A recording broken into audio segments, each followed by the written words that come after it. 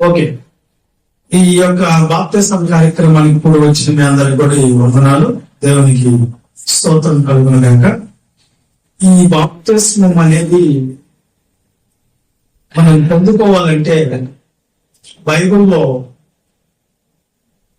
అపోస్తలులు వాళ్ళకి ఏం చెప్పి బాప్తిస్మం ఇచ్చారా అంటే 8వ అధ్యాయం అపోస్తల కార్యాలు 12వ వచనాన్ని మనం ఏం చెప్తున్నారు అపోస్తలులు చూద్దాం. పిలుపు అనే యేసుక్రీస్తు శిష్యుడు. అయితే పిలుపు దేవుని రాజ్యం గురించి, యేసుక్రీస్తు నామం గురించి సువార్త ప్రకటించడం విని వారు అతన్ని నమ్మి పురుషులను స్త్రీలను బాప్తిస్మం పొందేది అని ఉంది. అపోస్తలులు సువార్త ప్రకటిస్తూ ఉంటే విన్నారట. సువార్త అనగానే సువార్త 2 విధాలుగా ఉంది. ఒకటి భిన్నమైన సువార్తగా కనిపిస్తే, రెండోది రక్షించే సువార్త. భిన్నమైన సువార్త అనగా దేవునికి విరుద్ధమైన సువార్త. దేవుడు యేసుక్రీస్తుకి అపోస్తలుల బోధకి విరుద్ధమైన సువార్త అది. ఓకేనా? రక్షణ సువార్తను వినాలి. మిమ్మల్ని రక్షించే సువార్త ఒకటి ఉంది. ఎఫ్సి పత్రిక 1వ అధ్యాయం 13వ వచనం. ఎఫ్సి పత్రిక 1వ అధ్యాయం 13వ వాక్యం. మీరును సత్యవాక్యము అనగా మీ రక్షణ సువార్తని క్రీస్తునందు విశ్వాసించి వాగ్దానం చేయబడిన ఆత్మ చేత ముద్రించబడ్డారు అంటారు. మీరు ఏం వినాలంటే భిన్నమైన సువార్త కాదు వినాల్సింది, రక్షణ సువార్త వినాలి. రక్షణ సువార్తలో 2 భాగాలు ఉన్నాయి. ఆ 2 భాగాలు ఏంటి అంటే దేవుని రాజ్యాన్ని గురించి, యేసుక్రీస్తు నామాన్ని గురించి వినాలి. రక్షణ సువార్తలో ఈ 2 భాగాలు వినాలి. కాబట్టి రక్షణ సువార్త అనేది మరి విని విశ్వాసం రావాలి. ఒక వ్యక్తి బాప్తిస్మం పొందాలంటే మొదట రక్షణ సువార్తను వినాలి. వినటం వల్ల విశ్వాసం వస్తుంది. విశ్వాసం రావడం వల్ల మారు మనసు వస్తుంది. మారు మనసు రావడం వల్ల పశ్చాత్తాపం వస్తుంది. పశ్చాత్తాపం రావడం వల్ల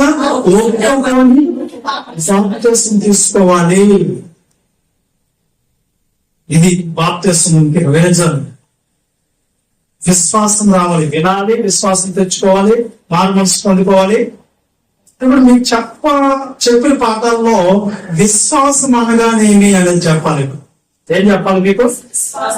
తర్వాత మారు మనసు అంటే ఏంటో చెప్పాలి. తర్వాత రక్షణ ఎంత గొప్పదో చెప్పాలి. ఓకే, ఇప్పుడు నేను ఈ మాత్రం తీసుకుంటా. ఆల్రెడీ మీకు చెప్పేస్తున్నాను కాబట్టి ఈ పాఠాల వరకు తీసుకుంటున్నాను. ఇప్పుడు ఏం తీసుకుంటున్నాను నేను అంటే విశ్వాసం అనగానేమి, నీ విశ్వాసం నీలో ఉందా లేదా అనేది పరీక్షించుకొని చూసుకో అనేదాన్ని నేను చెప్తాను. మనం విశ్వాసం గలవారంగా ఉన్నామో లేదో మనం ఏం చేసుకోవాలి. ఇప్పుడు అది విశ్వాసం లేకుండా ఒకసారి ఎప్పుడైతే రాసిన పత్రిక 11వ అధ్యాయం 6వ వచనాన్ని మనం చూద్దాం. బాగా గమనించండి. విశ్వాసము లేకుండా దేవుడికి ఇష్టడై ఉండుట అసాధ్యం. అంటే మనం దేవుడికి ఇష్టంగా ఉండాలి అంటే ఏముండాలి? మనకు విశ్వాసం ఉండాలి. విశ్వాసం లేకుండా దేవుడికి మనము ఇష్టంగా ఉండుట అసాధ్యం. దేవుడు ఇష్టపడాలి, దేవుడు మనల్ని మెచ్చుకోవాలి, దేవుడు మనం ఎందుకు సంతోషపడాలంటే మొట్టమొదటి మనలో ఉండాల్సింది విశ్వాసం ఉండాలి. విశ్వాసం అనగానే ఏంటి? ఇప్పుడు మనం ప్రశ్న, విశ్వాసం అంటే ఏంటి? విశ్వాసం అంటే ఏంటో అదే ఎబ్రీ పత్రిక 11వ అధ్యాయం 1వ వచనం. విశ్వాసం అనేది నిరీక్షింపబడి వాటి యొక్క నిజ స్వరూపము అదృశ్యమైనవి ఉన్నవన్నట్టుకు రుజువునై ఉన్నది. మనలో విశ్వాసం అనేది ఉంటే, మన విశ్వాసం అయితే మనలో ఏముంటుందో తెలుసా? ఏముండాలో తెలుసా? ఏ నిరీక్షణ ఉండాలో తెలుసా? ఎలాంటి దాని మీద నీ మనసు ఉండాలో తెలుసా? విశ్వాసం అనేది నిరీక్షింపబడి వాటి యొక్క నిజస్వరూపమైనది, అదృశ్యమైనవి ఉన్నవి అని నమ్ముటకు రుజువునైనది. అదృశ్యమైనవి నమ్మాలి. నువ్వు కంటికి కనిపించాయి కాదు నమ్మాల్సింది. దేవుని దగ్గరకు నువ్వు వచ్చావంటే కంటికి కనిపించి ఎందుకు వచ్చావమ్మా, దేవుడిని ఎందుకు నమ్ముకున్నావు, ప్రభుని ఎందుకు నమ్ముకున్నావు, ఎందుకు వచ్చావు చర్చి కంటే నాకు పిల్లలు లేరు, పిల్లలు ఇస్తారు దేవుడు అని వచ్చిందట. అది ఆ విశ్వాసం అంట. అది కంటికి కనిపిస్తుందా? కనబడతా పిల్లలు ఇచ్చే దేవుడు కనిపిస్తుంది కనుక అది విశ్వాసం కాదు. నాకు ఉద్యోగం ఇచ్చాడు కనుక ప్రభుని నమ్ముకొని వస్తున్నాను చర్చికి అన్నావు అనుకో, ఉద్యోగం దేవుడు కంటికి కనిపించదు, కంటికి కనపడదు, కనిపించదు కనుక అది కూడా విశ్వాసము కాదు. నాకు ఇల్లు కట్టుకున్నాను కనుక ప్రభు ఇచ్చాడు కనుక నేను వచ్చాను. ప్రభు ఇస్తే ఇవ్వచ్చు కూడా, సహాయం చేసి ఉండొచ్చు కూడా, కానీ అది విశ్వాసం కాదు. నా కూతురికి, నా కుమార్తెకి వివాహం అవ్వలేదు కనుక, ఒక చక్కటి వివాహం అనేది సంబంధం వచ్చింది కనుక, ఆ సంబంధం వచ్చింది కనుక నేను విశ్వాసించాను, ప్రభుని తెలుసుకున్నాను, అందుకే వచ్చాను చర్చికి అన్నమాట. అది విశ్వాసం కానీ కాదు. ఈ లోక సంబంధంగా నీకు జరిగే ప్రతి మేలు ఉపకారాలు కంటికి కనిపించేది ఏది కూడా దాన్ని బట్టి ప్రభువుని నమ్మి, దాన్ని బట్టి నేను మందిరానికి వచ్చి, దాన్ని బట్టి నేను వచ్చాను అన్నది విశ్వాసమే కాదు అంటుంది బైబిల్. విశ్వాసం అనేది ఎలా ఉంటుందంటే నిరీక్షించబడి వాటి యొక్క నిజ స్వరూపము అదృశ్యమైనవి ఉన్నవైన దానికి రుజువు. అదృశ్యమైనవి నమ్ముకొని రావాలి దేవుని దగ్గరకు. ఏమి నమ్మి రావాలా? నీకు పరలోకం ఇస్తాను అన్నాడు దేవుడు. దాన్ని నువ్వేం చేయాలి? పరలోకం ఉందని నమ్మాలి. ఒకవేళ ప్రభువుని నమ్ముకోకపోతే నీకు నరకం ఉంది అని చెప్పాడు దేవుడు. నరకం ఉందని నువ్వేం చేయాలి? నమ్మాలి. దేవుడు ఉన్నాడు అని నమ్మమన్నాడు. దేవుడు ఎలాంటాడంట? అదృశ్యుడు, కంటికి కనబడినాడు కనుక. కనబడలేదు కనుక నువ్వేం చేయాలి? ఇప్పుడు ఆయన నమ్మి వస్తున్నవే దీన్ని. ఓకేనా? కంటికి కనబడితే నమ్మేది అది విశ్వాసం కాదు. నువ్వు చూసి నమ్మి వచ్చేది అది విశ్వాసం కాదు. నువ్వు చూడకుండా నమ్మి వచ్చేదే విశ్వాసము. అదృశ్యమైనవి ఉన్నవన్నిటికు రుజువునై ఉన్నది. ఇది విశ్వాసం అంటే. ఇప్పుడు యేసుక్రీస్తు ప్రభువు వారు రెండవ రాకడలో వస్తాడు. వచ్చినప్పుడు ఎవరు కొరకు వస్తారు తెలుసా? ఎవరికి చూస్తారు తెలుసా? దేవుని మనుషులు చూసి వాళ్ళని తీసుకొని పోతాడు. అంటే ఒకసారి లోకాసు వార్త 18వ అధ్యాయము 8వ వాక్యాన్ని చదువుకోండి. ఆయన వారికి న్యాయం తీర్చును, వారి విషయమే కదా. ఆయనను మనిషి కుమారుడు వచ్చినప్పుడు ఆయన భూమి మీద విశ్వాసమును కనుగొనునా? ప్రశ్న ప్రశ్న ప్రశ్న ప్రశ్న. మనిషి కుమారుడు భూమి మీదకి వస్తే భూమి మీద విశ్వాసం కలిగిన వాళ్ళు ఏమన్నా ఎక్కడా కనిపిస్తుంది ఆయనకి విశ్వాసం అంటున్నాడు. ఆయన ఎక్కడుంది విశ్వాసం మనుషుల్లో? దేని విశ్వాసగా తీసుకుంటున్నాడు దేవుడు? దేని విశ్వాసగా అనుకుంటున్నాడు? దేవుని విశ్వాసం అనుకుంటున్నాడు దేవుడు అంటే అదృశ్యమైన వాటి కొరకు బ్రతికేది, పరలోకం కోసం బ్రతికేది, దేవుని కొరకు బ్రతికేది. దేవుడు ఇస్తాడు. ఈ భూమిని విడిచిన తర్వాత నాకు ఎన్నో దేవుడు సిద్ధపరుచున్నాడు అని నువ్వు నమ్ముకొని విశ్వాసించి ఆయన కోసం బతకతవే, అది విశ్వాసం. అలాంటి విశ్వాసాన్ని ప్రభు వచ్చినప్పుడు భూమి మీద ఎవరిలో చూడగలుగుతాను నేను అంటున్నాడు ఆయన. మీకుందా విశ్వాసం? వాళ్ళ దగ్గర అద్భుతాలు, ఇక్కడ సూచక్రియలు, దెయ్యాలు ఎలా కొట్టేది ఉందంటే నువ్వు చూసి ఏమైపోతావు, వాడికి ఏమైపోతావు చెప్పు, అక్కడికి వెళ్తాం. అదే ప్రభు పరలోకం ఇస్తాడు, దాని కొరకు బతకాలి నువ్వంటే అక్కడికి రావు. ఏమన్నా అర్థమైందా నీకు? అర్థమవుతుందా లేదా? అర్థమైందా? అర్థమవుతుందా? కాబట్టి విశ్వాసం అనేది ఎలాంటిది? అదృశ్యమైనది ఉన్నామన్నట్టుకు రుజువు. లేని వాటిని నమ్ముకొని బతకటవే దేవుడి కోసం. అది విశ్వాసం అంటే.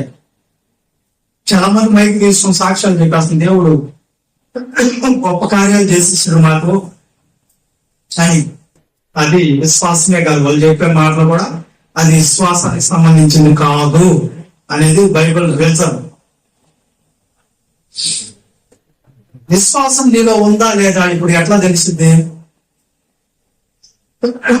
విశ్వాసం నువ్వు విశ్వాసమా విశ్వాసమా లేదా అవిశ్వాసమా అనేది ఎట్లా తెలుస్తుంది దేవుడికి? చూడండి ఒకసారి లోకాసు వార్త 17వ అధ్యాయం 5వ వచనం.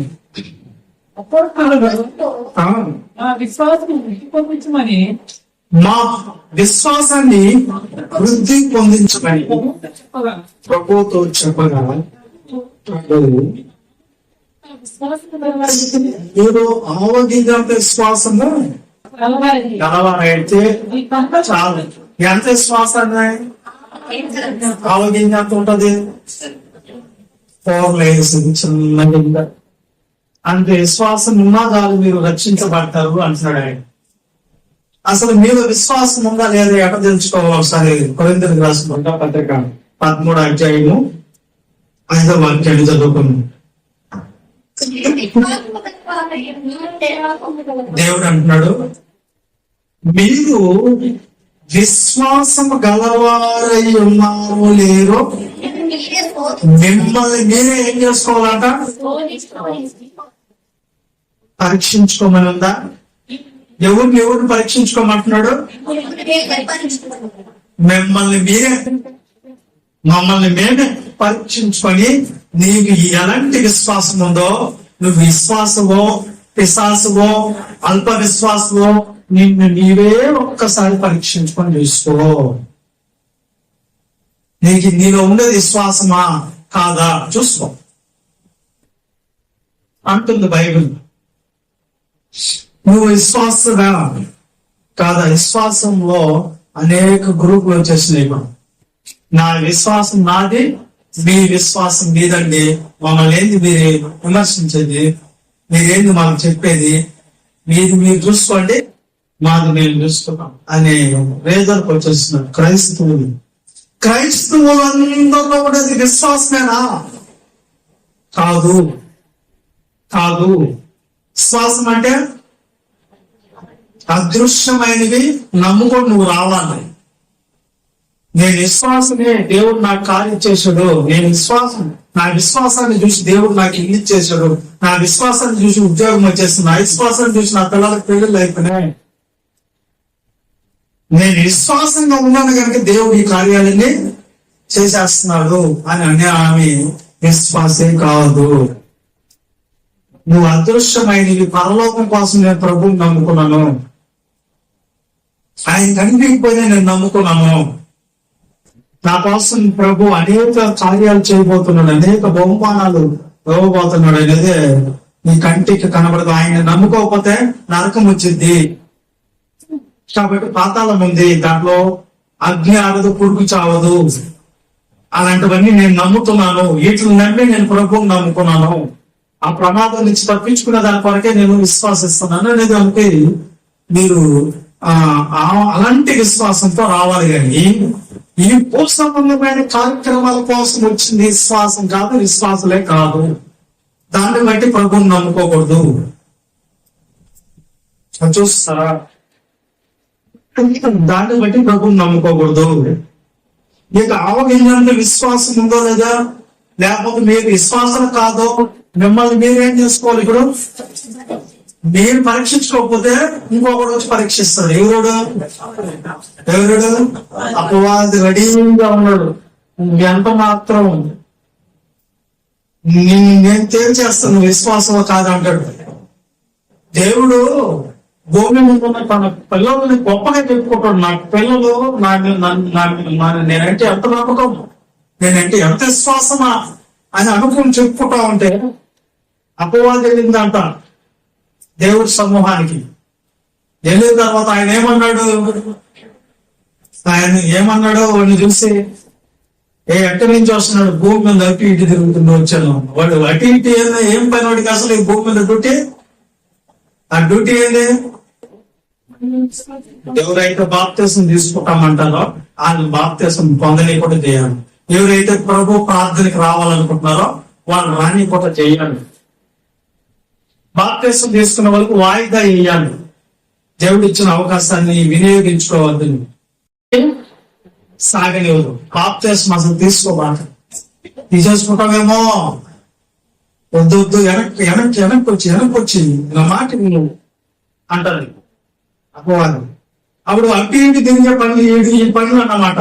ఎవరైతే బైబిల్ ఎత్తుకొని వాక్యం అని పరిగెత్తుంటారే వీళ్ళ కోసం ఎవరు ఉండేది. ఎవరు మింగుతున్నా అని గర్జించే సింహం వలె, ఆ సింహం కాదు, గర్జించు సింహం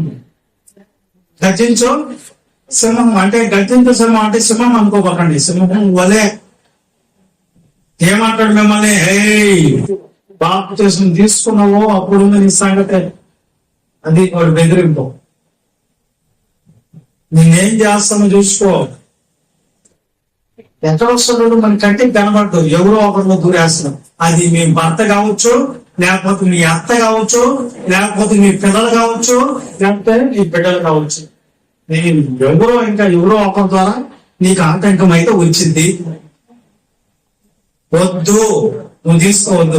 ఇకపోతే నీలో కలిగించేస్తుంది. నీకు అంత విశ్వాసం ఉందా? నువ్వు దేవుళ్ళో సాగుతావా? నువ్వు నిలబడగలవా? నువ్వు మళ్ళా తప్పిపోతావేమో అవిశ్వాసాన్ని పెడతాడు దేవుడు. రక్షణ విధంతో మీకు తెలియటం లేదు. దాని ఇరువును ఒకరోజు చెప్తాను నేను. ఏనండి,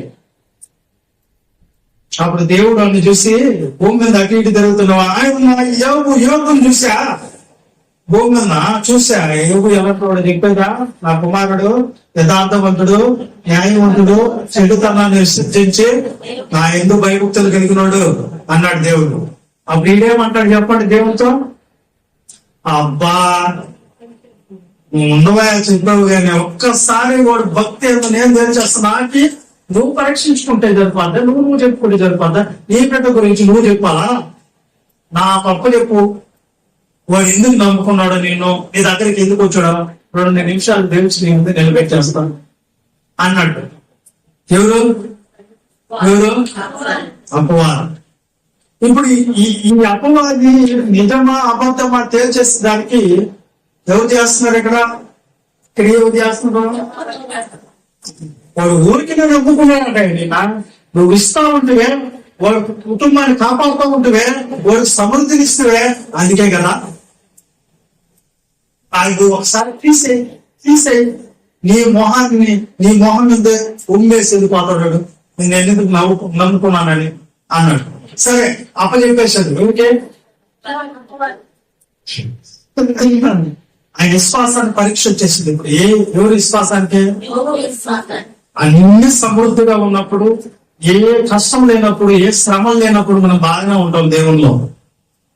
ఏదన్నా ఒక శ్రమ, కష్టం, బాధ, ఏదన్నా లేని పరిస్థితులు ఎదురైనప్పుడు అప్పుడు చూడాలి నీ విశ్వాసం దేనికోసం దేవుని నమ్ముకున్నావా.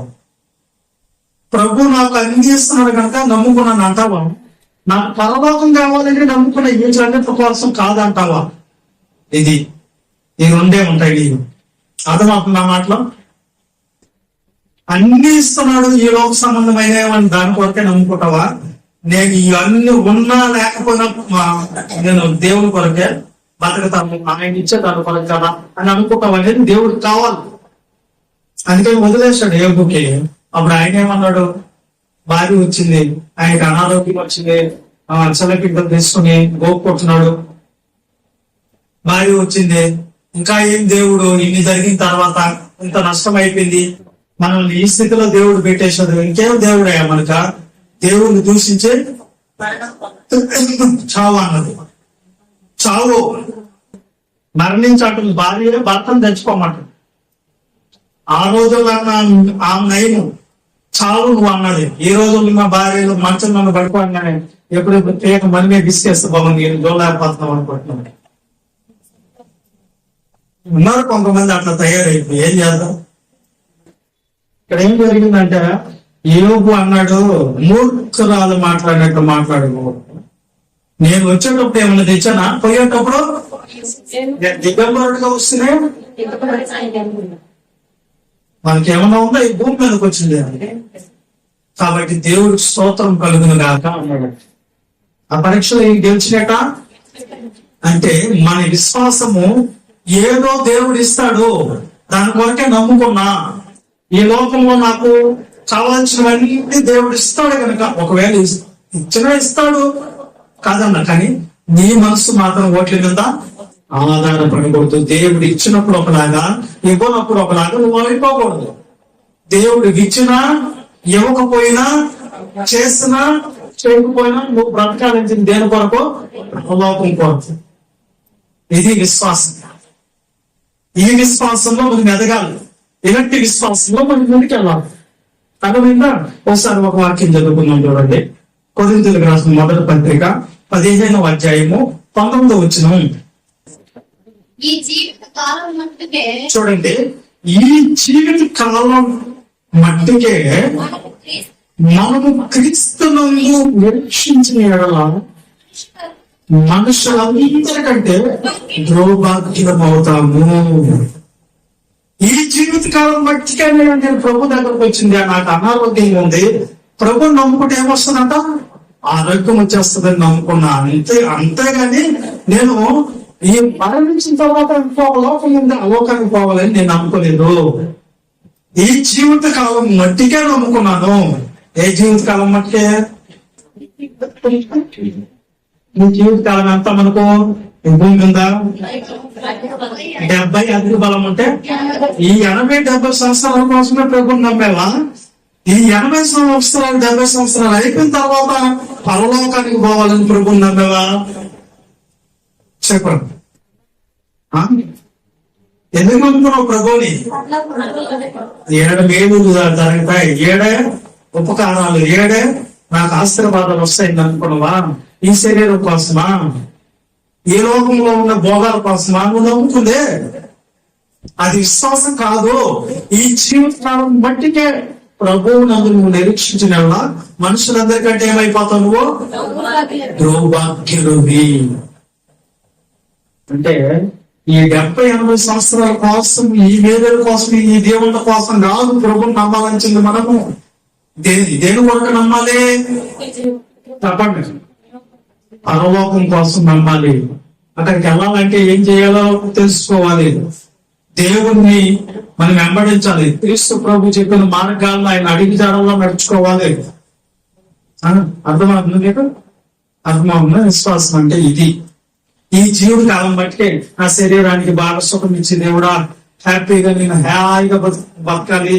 ఆ ధనవంతుల్లాగా, ఆ ధనవంతుడు నాకు అక్కడ ఉండే నీళ్లకు పంపేవాయంటే, ఆ లాదరు వచ్చాడు కదా ఆడికి నీ దగ్గరికి అంటే, లాదరు ఆ కష్టాలు పడ్డాడు. నువ్వేం చేసేవాడా భూమి మీద? ప్రతి దినం ఏం చేసాము? సుఖాన్ని. ఎందుకు రావాలి మనము? పరలోకం కోసం రావాలి. ఇది విశ్వాసం. అందుకని అందరికి తెలియజేస్తున్నాను, నాలో విశ్వాసం లేదు, దేవుడు నాకు తెలియటం లేదు అనుకోవద్దండి. ఓకేనా? ఈ జీవిత కాలం మట్టుకే కాదు దేవుడు మనకి కావాల్సింది. అసలు ఈ భూమి మీద నువ్వు బ్రతుకుతావు, చెడ్డ పనులు చేసే వాళ్ళు కూడా బతుకుతారు. బైబిల్లో ఉంది, చెడ్డ వాళ్ళ మీదకి మంచి వాళ్ళ మీదకి వర్షం ఒకేదేగా వస్తుంది. భూమి మీద ఎండ సూర్యుడు కూడా ఉంటాడు. దీంట్లో గాలి సమానము, నీళ్లు సమానము, దీంట్లో అందరికీ సమానమే భూమి మీద. కానీ భూమి మీద నుంచి నువ్వు ఎత్తబడిన తర్వాతే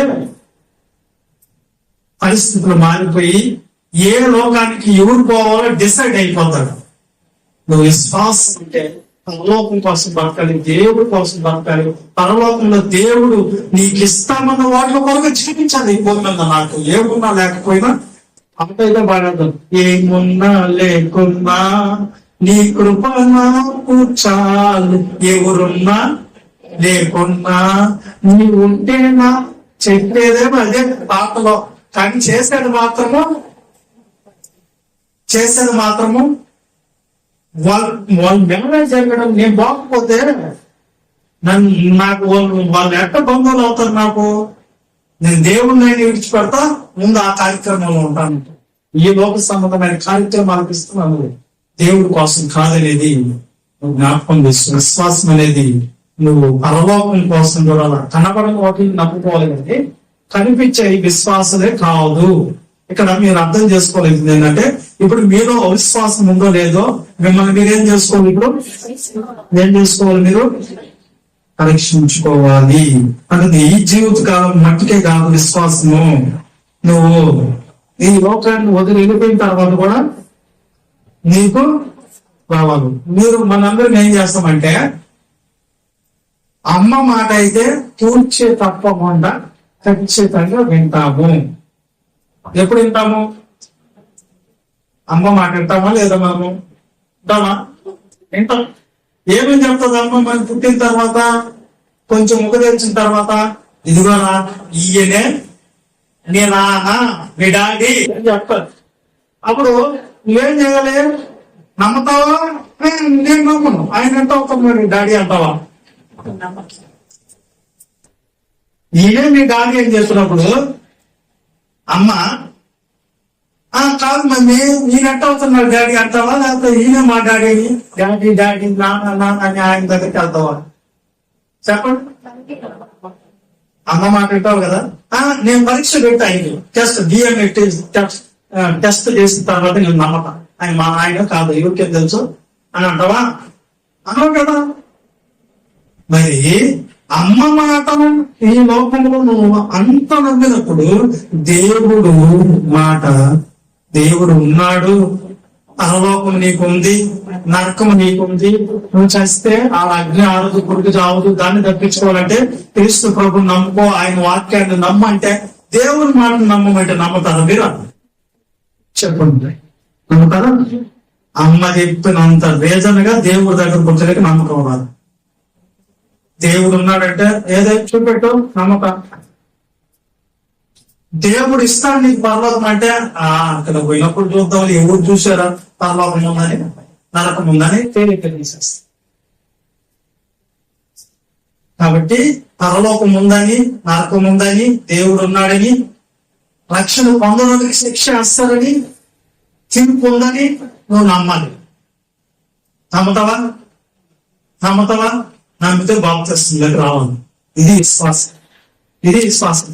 ఏ లోక సంబంధమైన వాటిల కొరకు నమ్ముకున్నాను. మనకు బాగా గమనిస్తే దేవుడు ఒక అతన్ని విశ్వాసం తండ్రి అన్నాడు. ఎవరు ఆయన పేరు? ఎందుకన్నాడు విశ్వాసం తండ్రి అంటే? ఎందుకన్నాడు?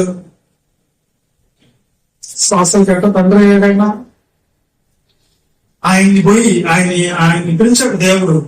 ఉన్న పాటను, నీ బంధువుల్ని, నీ ఊరిని, నీ సోదరుల్ని, నీ కలిగినవన్నీ వదిలేసి నేను చూపించే ప్రాంతాన్ని నువ్వు వెంటనే వస్తుంది. అది గమనిస్తా ఉన్నాడు. వెంటనే నువ్వు బయలుదేరు రా అన్నాడు దేవుడు. ప్రభా ఇప్పటికిప్పటికి రమ్మంటే ఎట్టయా? ఇప్పటికిప్పటికే నేను సిద్ధపడలేదా అన్నాడా? ఏమన్నాడు? నువ్వు మా నాన్నతో అమ్మతో చెప్పకుండా ఎట్టొచ్చి నొప్పి అవుతుంది అన్నాడా? మా బంధువులు ఏడుస్తారేమో, ఎక్కడికి వెళ్ళిపోతున్నారు అని చెప్పి వాళ్ళందరికి చెప్పేసి రావాలి కదా మేము ఎక్కడికి వెళ్తున్నామని అన్నాడా? కానీ ప్రభు నాకు బట్టలు మార్చుకుంటే ఏదో బట్టలు వేసుకుని వస్తాను అన్నాడా? అయ్యా వెళ్ళేదానికి మధ్యలో పూటకు ఏమన్నా అన్నం వండుకొని క్యారేజ్ పెట్టుకోరమ్మంటావు అన్నాడా? నువ్వు బయలుదేరు అన్నాడు దేవుడు. నేనేం చేశాడు? నా పాటన బయలుదేరు. ఇలాంటి విశ్వాసం నీకుందా? మనకుందా? పిలవంగానే వెళ్ళిపోతే నా పని ఎవరు చేస్తారు ఇక్కడ అని వదిలి మనం మన పనులు ఎవరు చేస్తారు? ముందు నా పనులు చూసుకున్న తర్వాత నీ పనులు చేస్తాం అనేవాళ్ళు మనం. కానీ దేవుడు ఏమన్నాడు తెలుసా?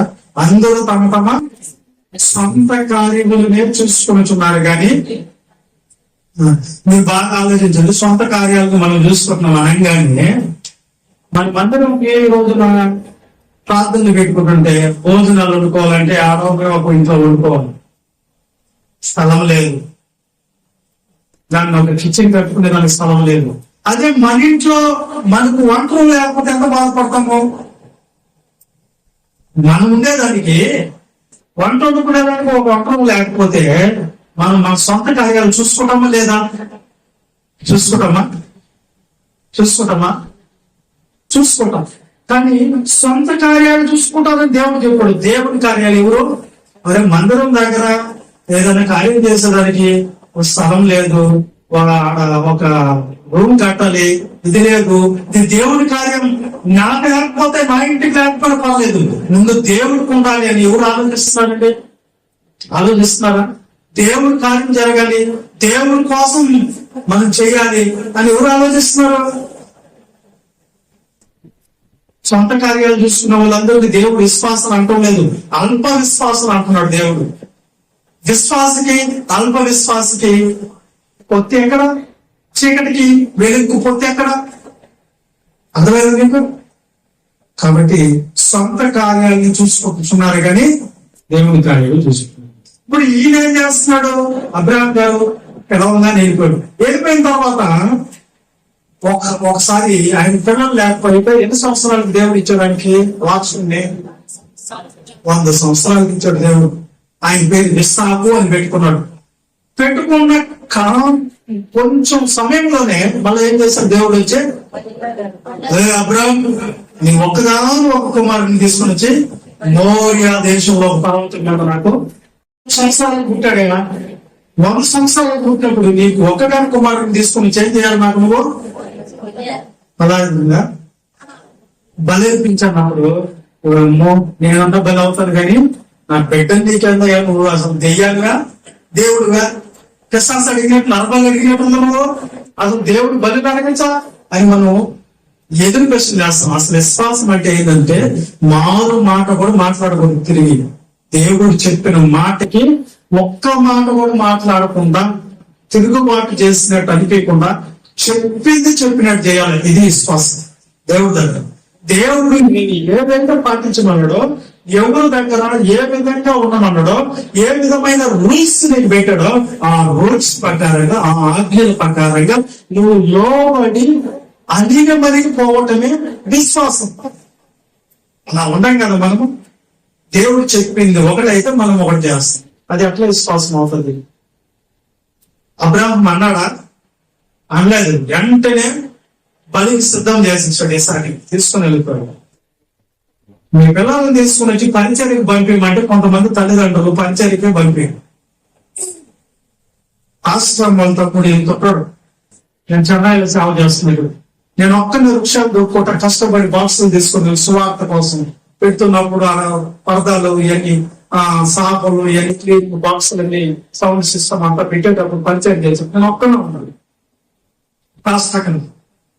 ఒక్కనే కష్టపడుతూ ఉంటే వాళ్ళ అమ్మ చూసి జయమతల్లే నన్ను చూసి బాధపడి నా కొడుకున్నాడయా పంపిస్తాను వాళ్ళు వాడుకో అన్నాడు.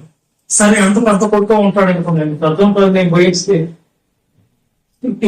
బాగా ఉపయోగపడతాడు అనుకున్నాను.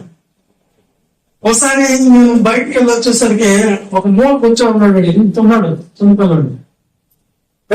ఎవరో నువ్వా ఇక్కడ కూర్చున్నావు అన్నా. నేను ఇజమ్మ కొడుకున్నా అన్నా. ఇజమ్మ కొడుకు ఇంతలే ఉన్నాడు. అమ్మ దేవుని పని చేయమని నీతో కూడా పంపించింది అన్నాడు. అంటే మణి కుమార్ నాతో పంపించింది. నువ్వేం చేస్తారా? ఏదో పాస్ట్ చూసి వాడు పంపించింది. వాడు చిన్న పిల్లడు నేనేం చేస్తాను చేయటం. ఆ చిన్న వయసులోనే ఎన్ని పొమ్మన్నా వెళ్ళిపోకుండా ఆవిడు మరి అలాగే ఉండే దేవుడి పరిచయంలో తోడుగా ఉంటా వస్తావుడు. దోమలు క్షేమలు ఏమున్నా మందిరం కట్టేటప్పుడు అలాగే అంతా బొబ్బలకు వచ్చేసింది. వాళ్ళంతా దోమలు అయినా గుంపులు ఉన్నాము కూడా చర్చిలో. ఎంత విధంగా పరిచయం చేశారు. ఇప్పుడు మిమ్మల్ని అడుగుతున్నాం, మీ పిల్లలను భయపెట్టినామంటే ఇక ఇప్పుడు దాకా ఏం చేస్తుంది చర్చి కదా అంటే అమ్మ ఖండిస్తా ఉన్నారు చర్చి. ఇదే ఇప్పుడు దాకా ఏదా ఇప్పుడు దాకా ఏం లేక అని అంటున్నారు. మీరు దేవుని పని చేయండి అని పంపించే తల్లిదండ్రులు ఎంతమంది ఉన్నారు? ఇప్పుడు ఎంతమంది ఉన్నారు? దేవుని పని చేయకుండా ఆయన పంపించే తల్లిదండ్రులు ఎంతమంది ఉన్నారు? పౌరు సేవలో సహకారులు ఎవరు? స్త్రీలే కదా. ఆడపిల్లకి అది ఏం చేస్తారు అంటారా మీరు? దేవుడు వాడుకుంటున్నాడు, వాళ్ళు కూడా నడిపించుకుంటున్నాడు. ఎందుకు చేయకూడదు? కొంతమంది పిల్లలకి మర్యాదలు నేర్పించారు. పాస్టర్ దగ్గరకు వచ్చి ఎలా ఉండాలో తెలియదు. వాళ్ళింటికి నేను పోతే నాకేకుంటా కూర్చోవాడు, ఓడి వేసుకొని కూర్చొని కాలి మీద కాలి వేసుకుని. ఇదేం పద్ధతి నాయన, ఇదేం నేర్పించేది సేవకుడి దగ్గర దేవుడి దగ్గర అని అనుకుంటున్నాను నేను. ఈ పద్ధతులు అండి. ఇంకే దేవుడు కోసం వెళ్ళిపోదు. పిల్లల్ని నియమిస్తారు, గమనిస్తున్నారా? అది గమనించండి ఒకసారి. Very good. నేనేమంటున్నానంటే పిల్లల్ని ఎక్కడ పంపేయాలి అసలు మనము? దేవుడికి అప్పచెప్పమని బైబిల్ ఉంది. అప్పచెప్పండి. విశ్వాసులు, మీరు తల్లిదండ్రులు విశ్వాసాలు అయితే మీ పిల్లలను కూడా ఏం చేస్తారు? విశ్వాసాలుగానే పెంచుతారు. అది పెంచమని దేవుడు అన్నాడు. పెంచకపోయేవా దేవుడు రేపు నేనేం చేస్తాడు? లెక్క అడుగుతాడు అంట. ఓకేనా? Very good. ఇప్పుడు నేనేమంటున్నానంటే బయట అనిపించేదాన్ని కూడా వెనక్కి తిరిగి చూడకుండా అబ్రాహం 11 అధ్యాయం అయింది. టైం అవుతుందా? ఓకే. 11 అధ్యాయం ఎబ్రీ పత్రిక 17 వచ్చింది చూడండి. అబ్రాహము శోధించబడి విశ్వాసంలో బట్టి విశ్రామము బలిగా అర్పించును. అదే 11 అధ్యాయం 10 వచ్చిన 8 వచ్చింది చదువుకున్నాం. అబ్రాహం అంట వినండి కూర్చోవాలా, దాన్ని గమనిస్తాను. అబ్రాహాము పిలువబడినప్పుడు అంట విశ్వాసమును బట్టి ఆ పిలుపులకు లోబడి. ఇప్పుడు వచ్చింది, నేను 10 గంటలకు వచ్చింది అన్న లోబడ్డాను. మీరు అసలు 10 గంటలకు వచ్చింది అన్నాను, లోబడ్డారు పిలుపుకి. సంఘం అంటే ఏంది? దేవుడు కాదు. 10 గంటలకు వచ్చేయాలంటే 9:30కు వచ్చేయాలి. మీరు పాస్టర్ గారు 8:30కు వచ్చి కూర్చున్నా, మీరు 8 గంటలకు వచ్చారు. వాక్యం చెప్పారు పాస్టర్ గారు, సతీష్ పాస్టర్ గారు మీకంటే ముందు వచ్చేసి కూర్చున్నాడు. మీరు 8 గంటలకు వచ్చారు. పనులు ఉండేవాళ్ళు తప్ప. Very good. ఇప్పుడు నేనేమంటున్నానంటే అబ్రాహం పిలువబడినప్పుడు చదువు పిలువబడినప్పుడు విశ్వాసమును బట్టి ఆ పిలుపులకు లోబడి ఆయన శ్వాసంగా పొందడై ఉన్న ప్రదేశములకు మరియు ఎక్కడికి వెళ్ళాలనో ఆయన తెలియదు, ఎక్కడికి పోవాలో తెలియదు అంట. కానీ దేవుడు పిలిచేది వెళ్తాం అంతే. విశ్వాసమును బట్టి అతనితో ఆ వాగ్దానముకు సమాన వారసుడై విశ్వాసము యాకోబు అనే వారు గుడారములలో నివసించి అన్య దేశంలో ఉన్నట్లుగా వాగ్దాన దేశంలో పరవాసులైంది. దేవుడు దేవునికి శిల్పయో నిర్మాణకుడై ఉన్నాడో ఆ పునాదులు కలిగిన ఆ పట్టణం కొరకు అబ్రాహము ఎదురు చూచుచు. ఇదండి అబ్రాహం ఎందుకు విశ్వాసం తండ్రయ్యాడంటే ఆయనకి ఎంతో డబ్బు ఉంది, ధనవంతుడు అయిపోయాడు. కానీ ఆయన ఎక్కడ నివసించాడంట? ఎలా నివసించాడంట? గుడారాల్లో, అంటే డేరాలు వేసుకుని నివసించారంటే. అవును, డేరాల్లో బతికారంటారు. ఎందుకంటే మనకు ఇది నిలవమైన పట్టణం కాదు. మనం ఇక్కడ ఉన్నామో, ఇది పరదేశిది, యాత్రికులమో. మనము ఎక్కడికి వెళ్ళిపోవాలి? పునాదులు కలిగిన పట్టణం ఒకటి ఉంది, అది పరలోకము పరదేశి. ఆ పట్టణం కొరకు మనం జీవించాలా? ఆ పట్టణం మనకి రావాలంటే ఇక్కడ ఎలా ఉండాలి? ఏది మనం తీసుకోబోయేది ఉండదు ఈ భూమి మీద. ఇప్పుడు మనం ఏం చేస్తున్నాం తెలుసా? విశ్వాసం అంటే మనం ఎలా ఉన్నాం చెప్పండి? మనం ఎలా ఉన్నాం? విశ్వాసం అంటే ఇది వస్తుందా? మనం ఎలా ఉన్న విశ్వాసం అంటే ఆయన దేని కొరకు బతికాడు భూమి మీద అయిపోతాయండి. కానీ ఎప్పుడు ఉండే పట్టణం ఏంటి? పరలోకం, నిత్య జీవానికి వెళ్ళిపోయి ఆ పట్టణం వెళ్ళిపోవాలి. దాని కొరకు బతికాడంటే అబ్రాహము. పునాదులు కలిగిన పట్టణం ఇది. పునాదులు కలిగిన పట్టణమా? పంచభూతములు మహానేంద్రముతో కలిగి నశించిపోతాయంట. ప్రభు రాకడంలో ఏముండవు. ఆకాశం శాప వల్ల చుట్టుగా వెళ్ళిపోతాయంట. సూర్య చంద్ర నక్షత్రాలు చీకటి కనిపిస్తాయంట. ఎప్పుడు? రాకడంలో. ఎన్ని పునాదులు కలిగిన కాదు. అశాశ్వతమైన లోకం ఇది. శాశ్వతమైన లోకం కొరకు బతకాలంటాం. ఓకేనా? అయిపోయిందా? ఓకే, అయిపోయిందా? మీరు అయిపోయిందా? అయిపోయింది. నేను కూడా ముగిస్తాను. కాబట్టి పట్టణం కొరకు రావాలి. మీరు దేవుడిని ప్రభువు నమ్మాలి. శాశ్వతమైన పట్టణం కొరకు రావాలి. ఇది విశ్వాసం అంటే. ఇల్లు నిలబడతారు చివరి వరకు. ఎలా ఉండే వాళ్ళనే దేవుడు కోరుకుంటున్నాడు.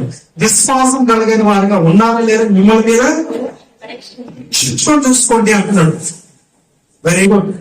ఇప్పుడు నేనేమంటున్నానంటే మిమ్మల్ని, దేవుడు మాకు ఇది లేదు, అది లేదు, ఇది లేదని మీరు అనుకుంటున్నారా?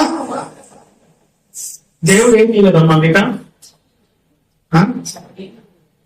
ఇలా మీకు పీల్చే గాలి ఇచ్చింది, తాగే నీళ్లు, తింటున్న ఆహారము, వాడుకుంటున్న అగ్ని, సూర్యుడు, చంద్ర నక్షత్రాలు, భూమి, ఆకాశము ఇవన్నీ ఇచ్చింది దేవుడు. నువ్వు పాపుగా ఉంటే నిన్ను రక్షించేదానికి తన సొంత కుమారుడే ఎవరని కొరకు పరిశుద్ధాత్ముడిని ఎవరా అన్ని ఇచ్చేసాడు. నాకున్నవన్నీ నీకు ఇచ్చేసాను అంటున్నాడు. కానీ ఒక్కటి మాత్రమే నీకు ఇవ్వలేకపోతున్నాను, దాన్ని నువ్వు సంపాదించుకుంటేనే వచ్చింది అంటున్నాడు. అదేంటది? పరలోకం కూడా నీకు ఇస్తా. నా ఆజ్ఞల ప్రకారంగా, నా కట్టడాల ప్రకారంగా, నేను చెప్పిన మార్గాలను జీవించి రక్షణ పొంది, బాప్తిసం తీసుకొని రక్షణ పొంది ఆ రక్షణను నువ్వు కాపాడుకుంటే నీకు ఇస్తా పరలోకం. కొంతమంది బాప్తిసం పొందేస్తున్నామని మళ్ళా పోయి బురదలో పొంది ఆడేస్తారు. అలాంటి వాళ్ళకి ఈడు దేవుడు. ఓకే, అర్థమైంది ఇప్పుడు మీకు? ఎన్ని ఇచ్చిన దేవుడు మనకి విశ్వాసం ఏముండదు. ఈ రోజు బతుకున్నామంటే దేవుడు కాదు. ఓకేనా? ఇప్పుడు చెప్పండి, మీరు విశ్వాసం కలిగిన వారా, విశ్వాసం లేని వారా? విశ్వాసం అంటే ఏంటి?